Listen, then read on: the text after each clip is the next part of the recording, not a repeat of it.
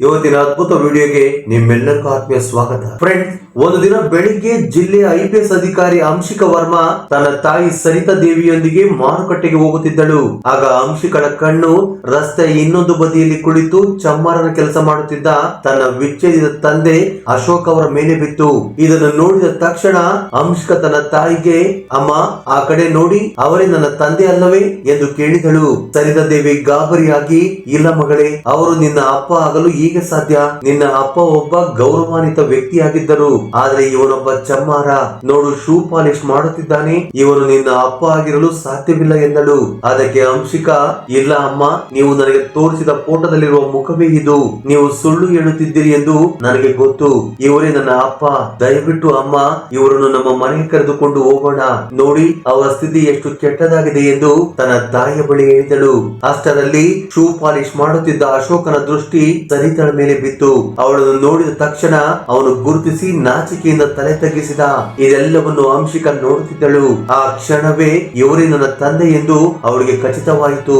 ಆದ್ರೆ ಸರಿತಾ ಮಾತ್ರ ಅವಳನ್ನು ಅಲ್ಲಿಂದ ಎಳೆದುಕೊಂಡು ಹೋಗಲು ಪ್ರಾರಂಭಿಸಿದಳು. ಇವನು ನಿನ್ನ ಅಪ್ಪ ಅಲ್ಲ, ನಿನಗೆ ತಪ್ಪು ತಿಳುವಳಿಕೆಯಾಗಿದೆ, ಮನೆಗೆ ನಡಿ ಎಂದು ಹೇಳುತ್ತಿದ್ದಳು. ಆದ್ರೆ ಅಂಶಿಕಾ ಕೈ ಬಿಡಿಸಿಕೊಂಡು, ಇಲ್ಲ ಅಮ್ಮ, ಅಪ್ಪನನ್ನು ಮನೆಗೆ ಕರೆದುಕೊಂಡು ಹೋಗೋಣ. ಅವರ ಸ್ಥಿತಿ ಎಷ್ಟೊಂದು ಹದಗೆಟ್ಟಿದೆ ನೋಡಿ, ಎಲ್ಲವೂ ಸರಿ ಹೋಗುತ್ತದೆ ಅಮ್ಮ. ನಿಮ್ಮಿಬ್ಬರ ವಿಚ್ಛೇದನ ಆಗಿರಬಹುದು, ಆದರೆ ಅವರು ನನ್ನ ತಂದೆ. ನಿಮ್ಮ ಮತ್ತು ಅವರ ನಡುವೆ ದ್ವೇಷವಿರಬಹುದು, ಆದರೆ ನನಗಿಲ್ಲ. ನಾನು ನನ್ನ ಅಪ್ಪನನ್ನು ಮನೆಗೆ ಕರೆದುಕೊಂಡು ಹೋಗುತ್ತೀನಿ ಎಂದಳು. ಆದರೆ ಸರಿತಾ ಒಪ್ಪಲಿಲ್ಲ. ಅವಳು ಕೋಪದಿಂದ ಕಿರುಚಿದಳು. ನೋಡು, ನೀನು ಅವನನ್ನು ಮನೆಗೆ ಕರೆದುಕೊಂಡು ಹೋದರೆ ನಾನು ನಿನ್ನ ಜೊತೆ ಇರುವುದಿಲ್ಲ. ನಿನಗೆ ನಿನ್ನ ಅಪ್ಪ ಬೇಕೆಂದರೆ ನನ್ನನ್ನು ಮರೆತು ಬಿಡು. ಹೆಚ್ಚು ಆಟ ಮಾಡಬೇಡ, ಇವನು ನಿನ್ನ ಅಪ್ಪ ಅಲ್ಲ. ಆ ರೀತಿಯಾಗಿ ಸರಿತಾ ಅಂಶಿಕಳನ್ನು ಬಲವಂತವಾಗಿ ಮನೆಗೆ ಎಳೆದುಕೊಂಡು ಬಂದಳು. ಅಸಹಾಯಕಳಾದ ಅಂಶಿಕಾ ಏನು ಮಾಡಲು ಸಾಧ್ಯವಾಗದೆ ತಾಯಿಯ ಜೊತೆ ಹೋದಳು. ಆತ ಅಶೋಕ್ ಇದೆಲ್ಲವನ್ನು ನೋಡುತ್ತಿದ್ದನು. ನನ್ನ ಮಗಳು ಎಷ್ಟು ದೊಡ್ಡವಳಾಗಿದ್ದಾಳೆ. ಒಂದು ವೇಳೆ ನನ್ನ ಮಗಳು ನನ್ನ ಬಳಿ ಇದ್ದಿದ್ದರೆ ಬಹುಶಃ ನನ್ನ ಸ್ಥಿತಿ ಇರುತ್ತಿರಲಿಲ್ಲ. ಇರಲಿ, ಎಲ್ಲೋ ಒಂದು ಕಡೆ ತಪ್ಪು ನನ್ನದೇ. ನನ್ನಿಂದಾಗಿಯೇ ನಾನು ಇಂದು ಈ ಸ್ಥಿತಿಯಲ್ಲಿದ್ದೇನೆ ಎಂದು ಯೋಚಿಸುತ್ತಾ ಮತ್ತೆ ತನ್ನ ಕೆಲಸದಲ್ಲಿ ಮಗ್ನನಾದ. ಮನೆಗೆ ಬಂದ ಅಂಶಿಕಾ ತನ್ನ ತಾಯಿಯನ್ನು ಕೇಳಿದಳು, ಅಮ್ಮ, ಏಕೆ ಇಷ್ಟು ಸುಳ್ಳು ಹೇಳುತ್ತಿದ್ದೀರಿ? ಅವರೇ ನನ್ನ ಅಪ್ಪ. ನೀವು ಅವರನ್ನು ಮನೆಗೆ ಏಕೆ ಕರೆತರಲು ಇಷ್ಟಪಡುವುದಿಲ್ಲ? ನಾನು ನನ್ನ ಅಪ್ಪನನ್ನು ಭೇಟಿಯಾಗಬೇಕು. ಜಗಳ ಆಗಿರುವುದು ನಿಮ್ಮಿಬ್ಬರ ನಡುವೆ. ನಿಮ್ಮ ಸಂಬಂಧ ಮುಗಿದು ಹೋಗಿದೆ, ನನ್ನದಲ್ಲ. ನಾನಿನ್ನೂ ಅವರ ಮಗಳು. ದಯವಿಟ್ಟು ಅಮ್ಮ, ನನ್ನನ್ನು ನನ್ನ ಅಪ್ಪನ ಬಳಿ ಹೋಗಲು ಬಿಡಿ ಎಂದಳು. ಆಗ ಅಂಶಿಕಾ ಇನ್ನೂ ಮಾತನ್ನು ಮುಂದುವರಿಸುತ್ತಾ, ಅಮ್ಮ, ಹೇಳಿ, ನಿಮ್ಮಿಬ್ಬರ ನಡುವೆ ಏನಾಗಿತ್ತು? ಯಾವ ಕಾರಣಕ್ಕೆ ನಿಮ್ಮ ವಿಚ್ಛೇದನವಾಯಿತು? ನನಗೆ ಏನು ನೆನಪಿಲ್ಲ. ಆದರೆ ನೀವು ಹೇಳಿದರೆ ಬಹುಶಃ ನಾನು ಎಲ್ಲವನ್ನು ಸರಿಪಡಿಸಿ ನಾವೆಲ್ಲರೂ ಮತ್ತೆ ಹೊಸ ಜೀವನವನ್ನು ಪ್ರಾರಂಭಿಸಬಹುದು. ದಯವಿಟ್ಟು ಹೇಳಿ ಅಮ್ಮ. ನನ್ನ ಅಪ್ಪನನ್ನು ಈ ಸ್ಥಿತಿಯಲ್ಲಿ ನೋಡಲು ನನಗೆ ಸಾಧ್ಯವಾಗುತ್ತಿಲ್ಲ. ನಾನೊಬ್ಬ IPS ಅಧಿಕಾರಿ. ನನ್ನ ಅಪ್ಪ ಇಂದು ಚಮ್ಮಾರನ ಕೆಲಸ ಮಾಡುತ್ತಿದ್ದಾರೆ. ಇದನ್ನು ಸಹಿಸಿಕೊಳ್ಳಲು ನನಗೆ ಆಗುತ್ತಿಲ್ಲ. ನೀವು ಅಪ್ಪನನ್ನು ಮನೆಗೆ ಕರೆತರದಿದ್ದರೆ, ನಿಮ್ಮಿಬ್ಬರ ನಡುವಿನ ಅಂತರವನ್ನು ಕಡಿಮೆ ಮಾಡದಿದ್ದರೆ ನಾನು ಈ ಮನೆಯಲ್ಲಿ ಇರುವುದಿಲ್ಲ. ಈಗ ನಿರ್ಧಾರ ನಿಮ್ಮ ಕೈಯಲ್ಲಿದೆ. ನೀವು ಏನು ಮಾಡಬೇಕೋ ಮಾಡಿ, ಆದರೆ ನಾನು ನನ್ನ ಅಪ್ಪನನ್ನು ಮನೆಗೆ ಕರೆ ತಂದೆ ತರುತ್ತೇನೆ ಎಂದಳು. ಆಗ ಸರಿತಾ ದೇವಿ, ನೀನು ಏನು ಮಾಡಬೇಕೋ ಮಾಡಿಕೊ ಮಗಳೇ, ಆದರೆ ನಾನು ಅವನನ್ನು ಮನೆಗೆ ಕರೆತರುವುದಿಲ್ಲ. ನೀನು ಈ ಮನೆಯಲ್ಲಿ ಇರಬೇಕೋ ಬೇಡವೋ ಅದು ನಿನ್ನ ನಿರ್ಧಾರ. ಆದರೆ ನಾನು ಆ ವ್ಯಕ್ತಿಯನ್ನು ಈ ಮನೆಗೆ ಎಂದಿಗೂ ಕರೆತರುವುದಿಲ್ಲ. ನಾನು ಆರಿದ ಬೆಂಕಿಯನ್ನು ಮತ್ತೆ ಹೊತ್ತಿಸಲು ಬಯಸುವುದಿಲ್ಲ. ನಿನಗೆ ನನ್ನೊಂದಿಗೆ ಇರಲು ಇಷ್ಟವಿಲ್ಲದಿದ್ದರೆ ಅದು ಬೇರೆ ಮಾತು. ಹೇಗೋ ನಿನ್ನ ಅಪ್ಪ ನನ್ನನ್ನು ಬಿಟ್ಟು ಹೋಗಿದ್ದ. ಈಗ ನೀನು ಕೂಡ ನನ್ನನ್ನು ಬಿಡಲು ಬಯಸಿದರೆ ಬಿಟ್ಟು ಬಿಡು.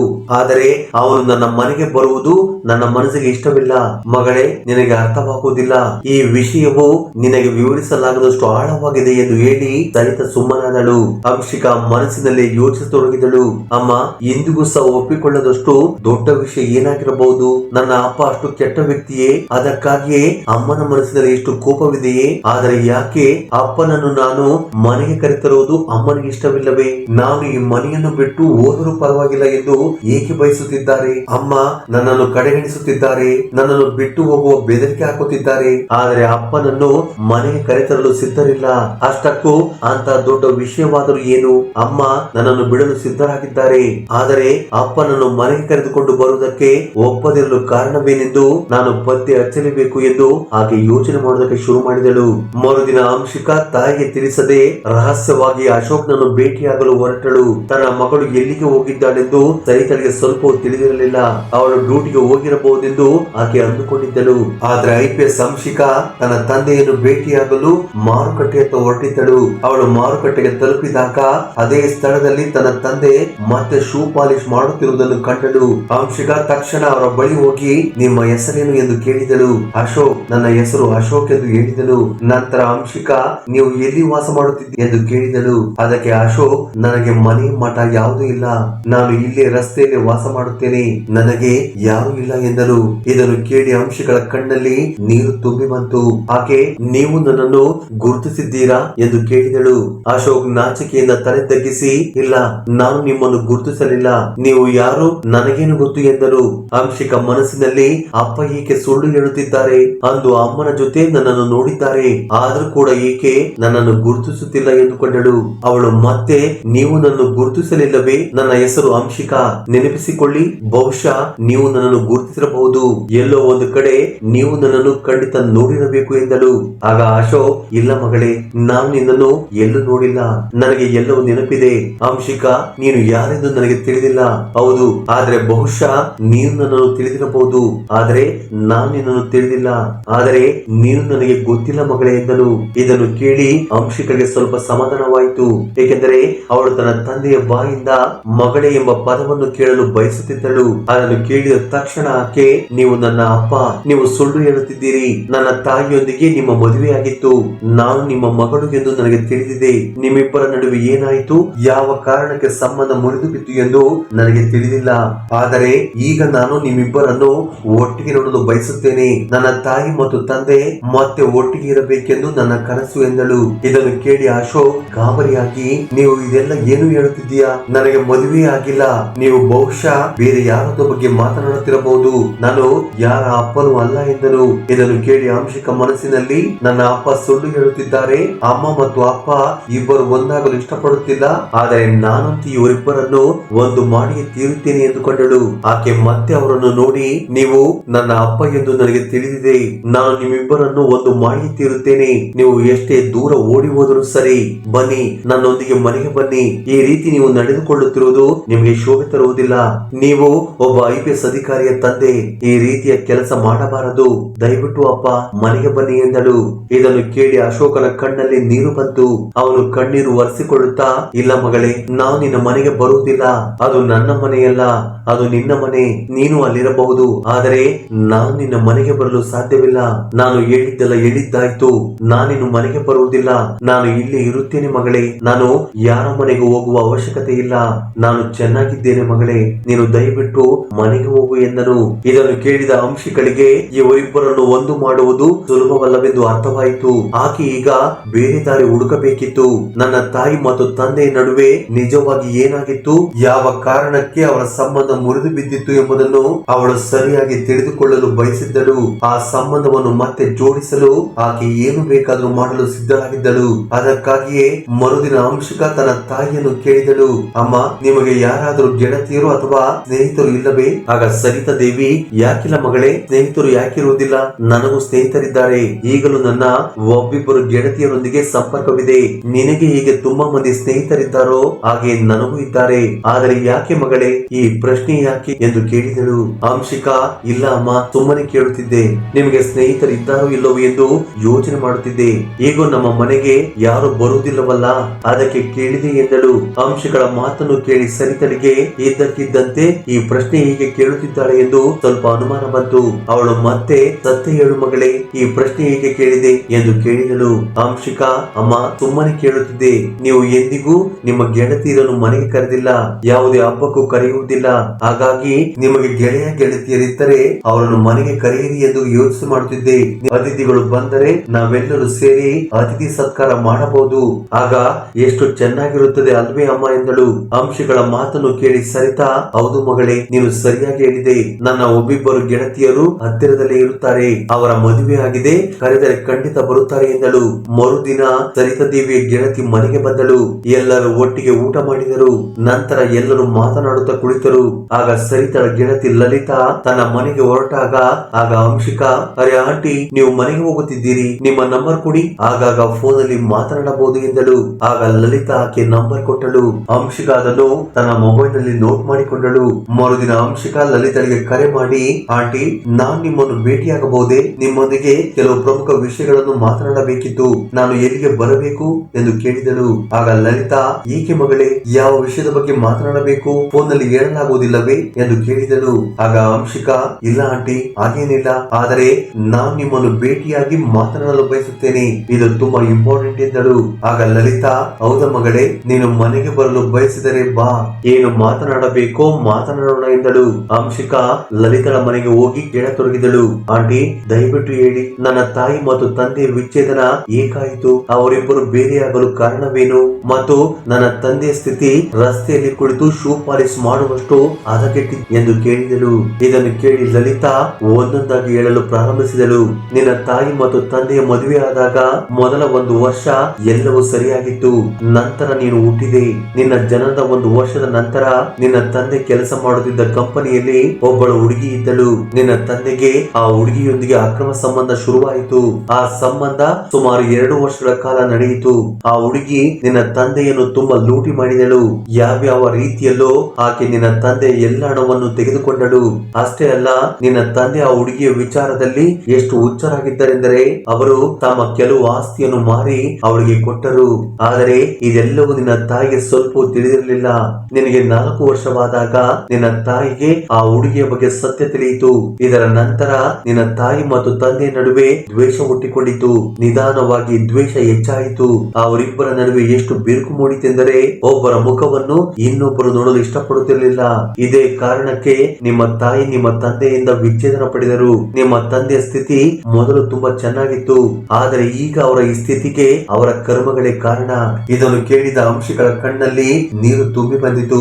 ಅವಳು ಅಳುತ್ತಾ, ಆಂಟಿ, ನಾವು ನಮ್ಮ ಅಪ್ಪನನ್ನು ಮನೆಗೆ ಕರೆತರಬೇಕು. ನಮ್ಮ ಅಮ್ಮ ಮತ್ತು ಅಪ್ಪನನ್ನು ಮತ್ತೆ ಒಂದು ಮಾಡಬೇಕು. ನನ್ನ ತಂದೆ ಇಂದ ದುಃಖದ ಸ್ಥಿತಿಯಲ್ಲಿರುವುದನ್ನು ನನ್ನಿಂದ ನೋಡಲು ಸಾಧ್ಯವಾಗುತ್ತಿಲ್ಲ. ನನ್ನ ಅಪ್ಪ ಮತ್ತು ಅಮ್ಮ ಒಂದಾಗಲು ನೀವು ನನಗೆ ಸಹಾಯ ಮಾಡುತ್ತೀರಾ ಎಂದು ಕೇಳಿದಳು. ಲಲಿತಾ, ಹೌದು, ನಾನ್ ನಿನಗೆ ಸಹಾಯ ಮಾಡುತ್ತೇನೆ, ಆದರೆ ಹೇಗೆ? ನಿನ್ನ ತಾಯಿ ಅಶೋಕ್ನನ್ನು ತುಂಬಾ ದ್ವೇಷ ಮಾಡುತ್ತಾಳೆ. ಆಕೆ ಅವನನ್ನು ಎಂದಿಗೂ ತನ್ನವನೆಂದು ಒಪ್ಪಿಕೊಳ್ಳುವುದಿಲ್ಲ. ನಾನು ನಿನ್ನ ತಾಯಿಯ ಬಳಿ ಇದರ ಬಗ್ಗೆ ಮಾತನಾಡಲು ಹೋದರೆ ಅವಳು ನನಗೆ ಬೈದು ಅವನ ಹೆಸರನ್ನು ನನ್ನ ಮುಂದೆ ಎತ್ತಬೇಡ ಎಂದು ಕಡಖಂಡಿತವಾಗಿ ಹೇಳುತ್ತಾಳೆ. ಆದ್ದರಿಂದ ನಾನೇನು ಮಾಡಲು ಸಾಧ್ಯ ಎಂದು ಲಲಿತಾ ಕೇಳಿದಳು. ಆಗ ಅಂಶಿಕಾ, ಆಂಟಿ, ನೀವು ಮಾಡಬಲ್ಲಿರಿ, ಬನ್ನಿ, ಇವತ್ತು ಇಬ್ಬರು ಸೇರಿ ಅಪ್ಪನ ಹತ್ತಿರ ಹೋಗೋಣ, ಅವರನ್ನು ಮನೆಗೆ ಕರೆದುಕೊಂಡು ಬರೋಣ. ಅವರು ಸುಲಭವಾಗಿ ಒಪ್ಪುವುದಿಲ್ಲ. ಮನೆಗೆ ಬರಲೇಬೇಕು ಎಂದು ಅವರನ್ನು ಒಪ್ಪಿಸಬೇಕು. ಆಗ ಬಹುಶಃ ಅವರು ಮನೆಗೆ ಬರಬಹುದು. ಆಗ ಲಲಿತಾ, ಸರಿ, ನೀನು ಎಷ್ಟು ಹೇಳುತ್ತಿರುವಾಗ ಪ್ರಯತ್ನಿಸಿ ನೋಡೋಣ ಏನಾಗುತ್ತದೆ ಎಂದು ಲಲಿತಾ ಒಪ್ಪಿಕೊಂಡಳು. ನಂತರ ಇಬ್ಬರು ಸೇರಿ ಅಶೋಕ್ ಬಳಿ ತಲುಪಿದರು. ನೋಡಿ, ನೀವು ಯಾವ ಸ್ಥಿತಿ ಇದ್ದೀರಿ ಎಂದು ನನಗೆ ಅರ್ಥವಾಗುತ್ತದೆ. ನಿಮಗೆ ಮನಸ್ಸಿಲ್ಲ ಎಂದು ನನಗೆ ಗೊತ್ತು, ಆದರೆ ನಿಮ್ಮ ಮಗಳಿಗಾಗಿ ಆದರೂ ನೀವು ಮನೆಗೆ ಬರಬೇಕು. ನಿಮ್ಮ ಮಗಳು ನಿಮ್ಮನ್ನು ನೋಡಲು ಎಷ್ಟು ಹಂಬಲಿಸುತ್ತಿದ್ದಾಳೆ ಎಂಬುದು ನಿಮಗೆ ಕಾಣಿಸುತ್ತಿಲ್ಲವೇ? ಅವಳ ಮಾತನ್ನು ನೀವು ಕೇಳುವುದಿಲ್ಲವೇ? ಆಗ ಅಂಶಿಕರು ಸಹ ಅಳುತ್ತಾ, ಅಪ್ಪ, ನೀವು ಮನೆಗೆ ಬರಲೇಬೇಕು. ನೀವು ಇಲ್ಲಿ ಈ ರೀತಿ ಸಣ್ಣ ಪುಟ್ಟ ಕೆಲಸ ಮಾಡುವುದು ನನಗೆ ಇಷ್ಟವಿಲ್ಲ. ನಾನೊಬ್ಬ IPS ಅಧಿಕಾರಿ. ಇದು ನಿಮಗೆ ಶೋಭೆ ತರುವುದಿಲ್ಲ. ನಿಮ್ಮ ಮತ್ತು ಅಮ್ಮನ ಸಂಬಂಧ ಈಗ ಇಲ್ಲ ಎಂದು ನಾನು ಒಪ್ಪುತ್ತೇನೆ, ಆದರೆ ನನ್ನ ಸಂಬಂಧವಿದೆಯಲ್ಲವೇ? ನಾನು ನಿಮ್ಮ ಮಗಳು. ದಯವಿಟ್ಟು ಮನೆಗೆ ಬನ್ನಿ ಅಪ್ಪ, ನೀವು ಮನೆಗೆ ಬರಲೇಬೇಕು ಎಂದು ತನ್ನ ತಂದೆಯನ್ನು ಕೇಳಿಕೊಳ್ಳುತ್ತಾಳೆ. ಅಶೋಕ್, ಇಲ್ಲ ಮಗಳೇ, ನಾನು ನಿಮ್ಮ ಮನೆಗೆ ಹೀಗೆ ಬರಲಿ? ನೀನು ನನ್ನ ಮಗಳು, ಹೌದು, ಇದನ್ನು ನಾನು ಒಪ್ಪುತ್ತೇನೆ, ಆದರೆ ಈಗ ನೀನು ನನ್ನ ಜೊತೆ ಇಲ್ಲ. ಕಾನೂನಿನ ಪ್ರಕಾರ ನೀನು ಈಗ ಕೇವಲ ಸರಿತಳ ಮಗಳು. ನೀನು ಅಲ್ಲಿಯೇ ಸಂತೋಷವಾಗಿದ್ದೀಯಾ. ನಾನು ನಿನ್ನನ್ನು ಸಂತೋಷವಾಗಿಡಲಾರೆ ಮಗಳೇ. ನಿನ್ನ ತಾಯಿಯ ಜೊತೆ ಮತ್ತೆ ನಾನು ಜೀವನ ನಡೆಸಲು ನಿಮ್ಮೊಂದಿಗೆ ಬರಲು ನನಗೆ ಯೋಗ್ಯತೆ ಇಲ್ಲ. ನೀನು ಇದೆಲ್ಲವನ್ನು ಮರೆತು ನಿನ್ನ ಕೆಲಸ ಮಾಡು ಎಂದನು. ಆಗ ಅಂಶಿಕಾ ಅಪ್ಪನನ್ನು ಮನೆಗೆ ಕರೆದುಕೊಂಡು ಹೋಗಲು ಏನಾದರೂ ಸುಳ್ಳು ಹೇಳಲೇಬೇಕು, ಆಗ ಮಾತ್ರ ಅವರು ಒಪ್ಪುತ್ತಾರೆ ಎಂದು ಅಂಶಿಕಾ ಮನಸ್ಸಿನಲ್ಲಿ ಯೋಚನೆ ಮಾಡಿದಳು. ಆಗ ಆಕೆ, ಇಲ್ಲ ಅಪ್ಪ, ನೀವು ತಪ್ಪು ಹೇಳುತ್ತಿದ್ದೀರಿ. ನೀವು ನನ್ನ ತಂದೆ ಮತ್ತು ನಾನು ನಿಮ್ಮನ್ನು ನಮ್ಮ ಮನೆಗೆ ಕರೆದುಕೊಂಡು ಹೋಗುತ್ತೇನೆ. ಅಮ್ಮನೇ ನಿಮ್ಮನ್ನು ಬರಲು ಹೇಳಿದ್ದಾರೆ. ಈಗ ಎಲ್ಲರೂ ಒಪ್ಪಿದ್ದಾರೆ. ದಯವಿಟ್ಟು ಮನೆಗೆ ಬನ್ನಿ ಅಪ್ಪ. ನಾವು ಇನ್ನು ಮುಂದೆ ಸಂತೋಷವಾಗಿರೋಣ. ಯಾವುದೇ ತಪ್ಪಾಗುವುದಿಲ್ಲ. ನಾವು ಮತ್ತೆ ಹೊಸ ಜೀವನವನ್ನು ಪ್ರಾರಂಭಿಸೋಣ. ದಯವಿಟ್ಟು ನನ್ನ ಜೊತೆ ಮನೆಗೆ ಬನ್ನಿ ಎಂದಳು. ಅಮ್ಮನೇ ಮನೆಗೆ ಕರೆದಿದ್ದಾರೆ ಎಂದು ಸುಳ್ಳು ಹೇಳಿ ಅಂಶಿಕಾ ತನ್ನ ತಂದೆಯನ್ನು ಒಪ್ಪಿಸುತ್ತಾಳೆ. ಇದನ್ನು ಕೇಳಿ ಅಶೋಕ್ ಕೂಡ ಒಪ್ಪಿಕೊಳ್ಳುತ್ತಾನೆ. ಆಗ ಮೂವರು ಕೂಡ ಮನೆಗೆ ಹೊರಡುತ್ತಾರೆ. ಮನೆಗೆ ತಲುಪಿದ ತಕ್ಷಣ ಸರಿತಳ ಕಣ್ಣು ಅಶೋಕ್ ಮೇಲೆ ಬಿದ್ದಾಗ ಅವಳು ಕೋಪದಿಂದ ಅಂಶಿಗಳಿಗೆ ಬೈಯಲು ಪ್ರಾರಂಭಿಸುತ್ತಾಳೆ. ಇವನ್ಯಾರು ಮಗಳೇ, ಇವನನ್ನು ಈ ಮನೆಗೆ ಕರೆದುಕೊಂಡು ಬಂದೆ, ನಿನ್ನ ತಲೆ ಸರಿ ಇದೆಯಾ? ಇದೆಲ್ಲ ಏನು ಮಾಡುತ್ತೀಯಾ? ನಾನು ಬೇಡವೆಂದರೂ ನೀನು ಇದನ್ನೇ ಮಾಡುತ್ತಿದ್ದೀಯಾ? ನೀನು ಹೀಗೆ ಮಾಡುತ್ತೀಯ ಎಂದು ಗೊತ್ತಿದ್ದರೆ ನಿನ್ನನ್ನು ಮನೆಯಿಂದ ಹೊರಗೆ ಬಿಡುತ್ತಿರಲಿಲ್ಲ ಎಂದು ಸರಿತಾ ಕೋಪ ಮಾಡಿಕೊಳ್ಳುತ್ತಾಳೆ. ಸರಿತರ ಕೋಪ ನೋಡಿ ಅಶೋಕ್ ಹಿಂತಿರುಗಲು ಮುಂದಾದರು. ಆಗ ಅಂಶಿಕಾ ಅವರನ್ನು ತಡೆದು, ಅಪ್ಪ, ಇದು ನನ್ನ ಮನೆ, ನೀವು ಎಲ್ಲಿಗೂ ಹೋಗುವ ಅವಶ್ಯಕತೆ ಇಲ್ಲ. ನಾನು ನಿಮ್ಮನ್ನು ಈ ಮನೆಯಲ್ಲಿ ಇಟ್ಟುಕೊಳ್ಳುತ್ತೇನೆ. ನಾನು ನಿಮ್ಮ ಮಗಳು, ಬೇರೆಯವಳಲ್ಲ. ದಯವಿಟ್ಟು ನನ್ನ ಮಾತು ಕೇಳಿ ಅಮ್ಮನ ಬಳಿ ಕ್ಷಮೆ ಕೇಳಿ ಎಂದಳು. ಆದರೆ ಅಶೋಕ್ ಕ್ಷಮೆ ಕೇಳಲು ಸಿದ್ಧರಿರಲಿಲ್ಲ ಮತ್ತು ಸರಿತಾ ಕೂಡ ಒಪ್ಪುವಂತೆ ಇರಲಿಲ್ಲ. ಆಗ ಲಲಿತಾ, ಸರಿತಾ, ನಿಮ್ಮಿಬ್ಬರ ನಡುವೆ ಏನೆಲ್ಲ ನಡೆದಿದೆ, ಎಂತಹ ಪರಿಸ್ಥಿತಿಗಳನ್ನು ಎದುರಿಸಿದ್ದೀರಾ ಎಂದು ನನಗೆ ಗೊತ್ತು. ಆದರೆ ಈಗ ನಿಮ್ಮ ಮಗಳಿಗೋಸ್ಕರನಾದರೂ ನೀವಿಬ್ಬರು ಒಂದಾಗಬಹುದಲ್ಲವೇ? ನಿಮ್ಮ ಮಗಳು ಈಗ ದೊಡ್ಡವಳಾಗಿದ್ದಾಳೆ. ಅವಳಿಗೆ ತನ್ನ ತಂದೆ ಇಲ್ಲದೆ ಜೀವನ ಅಪೂರ್ಣ ಎನಿಸುತ್ತಿದೆ. ಅದಕ್ಕಾಗಿಯೇ ಅವಳು ಇದೆಲ್ಲವನ್ನು ಮಾಡುತ್ತಿದ್ದಾಳೆ. ದಯವಿಟ್ಟು ಒಪ್ಪಿಕೊಳ್ಳಿ. ನೀವಿಬ್ಬರು ಒಂದಾದರೆ ಎಲ್ಲರಿಗೂ ಒಳ್ಳೆಯದಾಗುತ್ತದೆ ಎಂದಳು. ನಂತರ ಅಂಶಿಕಾ ಅಳುತ್ತಾ, ಅಮ್ಮ, ನಾನು ನಿನ್ನ ಕೈ ಮುಗಿದು ಕೇಳುತ್ತೇನೆ, ದಯವಿಟ್ಟು ನೀವಿಬ್ಬರು ಒಂದಾಗಿ. ಇದನ್ನ ಬಿಟ್ಟು ನನಗೆ ಬೇರೇನು ಬೇಡ. ನಿಮ್ಮಿಬ್ಬರ ಸಂತೋಷವೇ ನನಗೆ ಬೇಕು. ನೀವಿಬ್ಬರು ಒಂದಾದರೆ ಅದೇ ನನಗೆ ದೊಡ್ಡ ಸಂತೋಷ ಎಂದಳು. ಅಂಶಿಕಳ ಕಣ್ಣೀರನ್ನು ಕಂಡು ಅಶೋಕ್ ಕಣ್ಣಂಚುಗಳು ಒದ್ದೆಯಾದವು. ಸರಿತಾ ಕೂಡ ಹತ್ತು ಬಿಟ್ಟಳು. ನಂತರ ಕಣ್ಣೀರು ಒರೆಸಿಕೊಳ್ಳುತ್ತಾ ಸರಿತಾ ನಿಧಾನವಾಗಿ ಅಶೋಕ್ ಕೈ ಹಿಡಿದಳು. ಆಗ ಇಬ್ಬರು ಕೂಡ ಅಪ್ಪಿಕೊಂಡರು. ಈ ರೀತಿ ಅಂಶಿಕಾ ತನ್ನ ಧೈರ್ಯ ಮತ್ತು ತಿಳುವಳಿಕೆಯಿಂದ ತನ್ನ ತಾಯಿ ತಂದೆಯನ್ನು ಮತ್ತೆ ಒಂದುಗೂಡಿಸಿ ತನ್ನ ತಂದೆಯನ್ನು ಮರಳಿ ಪಡೆಯುತ್ತಾಳೆ. ಫ್ರೆಂಡ್ಸ್, ಈ ವಿಡಿಯೋ ನಿಮ್ಗೆ ಇಷ್ಟವಾದರೆ ದಯವಿಟ್ಟು ಲೈಕ್ ನೀಡಿ, ನಮ್ಮ ಚಾನಲ್ ಅನ್ನು ಸಬ್ಸ್ಕ್ರೈಬ್ ಮಾಡಿಕೊಳ್ಳಿ. ಧನ್ಯವಾದಗಳು.